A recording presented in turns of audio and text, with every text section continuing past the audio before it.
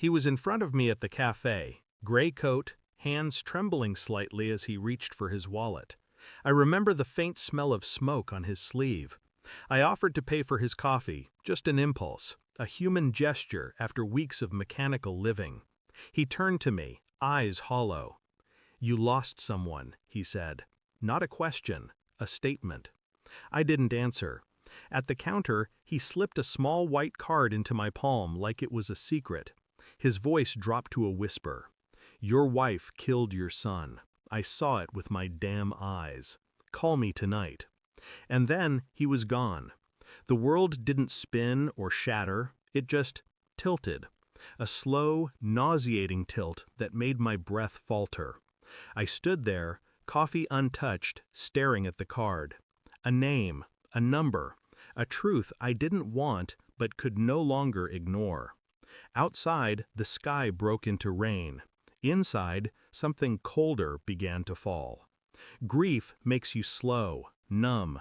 You start accepting pain like background noise. But suspicion? Suspicion wakes you up. That night, I watched her, my wife.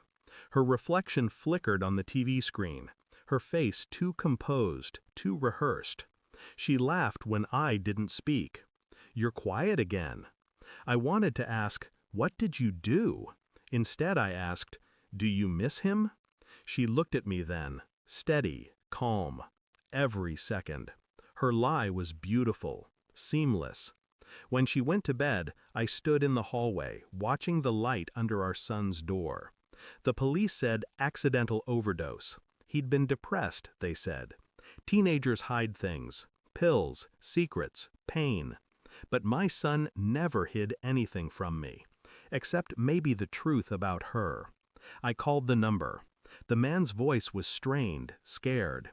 He told me he'd seen her arguing with my son outside the pharmacy 2 days before he died, that she'd shoved a prescription bag into her purse, that later that night he saw her at the trash bins, dumping bottles, gloves, something wrapped in paper. He didn't go to the police because she looked like she could ruin a man's life with one phone call. I didn't speak for a long time. Then I said, "Tell me exactly what you saw."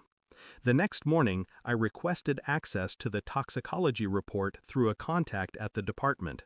There were inconsistencies, levels too high for self-administration. I traced the prescription to her clinic. She'd signed off on the medication.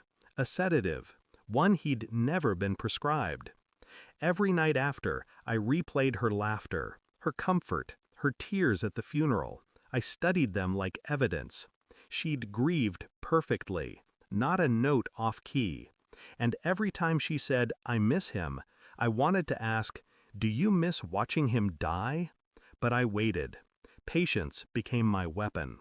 It came on a Thursday, an envelope on my desk. The final lab confirmation.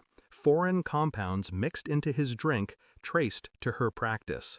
The poison wasn't meant to kill quickly. It mimicked depression, fatigue, despair. Her signature was right there, clinical, clean, final.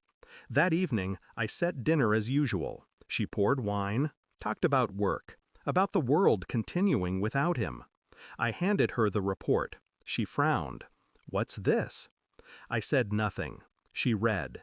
Her breath hitched. Then silence, long and thick. Her hands trembled as she whispered, "You don't understand." But I did. I'd understood the night I saw her smile at the funeral. The one moment she thought no one was watching. It wasn't grief. It was relief. I told her I'd already made copies. One was at the precinct, another with my lawyer. She tried to cry. I watched, detached, as the performance faltered. "What do you want from me?" she asked. I poured my wine slowly. "Nothing. I just wanted you to know I know." Her face broke, eyes wide, mouth trembling, trying to hold the mask together. I stood up, reached for my coat. "You can finish the bottle," I said quietly. "You'll need it." As I walked out, I heard the glass hit the floor. The sound wasn't loud, just final. It's strange. How quiet the world becomes once the truth is no longer hiding. I didn't feel triumph or rage, just an absence, like a wound cauterized too quickly to bleed. The stranger who gave me the card never answered again. Maybe he didn't exist beyond that moment. Maybe he was just the voice the universe used to whisper what I already knew. I visit my son's grave once a week.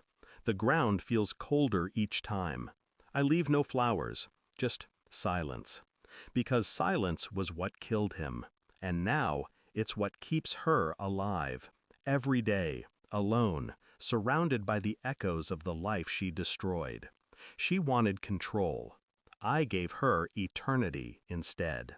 And when I finally walked away from that house, I didn't look back. I didn't need to. Some truths follow you forever. This one walks beside me. Quiet, faithful, cold. Thanks for watching. Don't forget to like, share, and comment. Subscribe now to Cheating Stories Insight World for more amazing stories.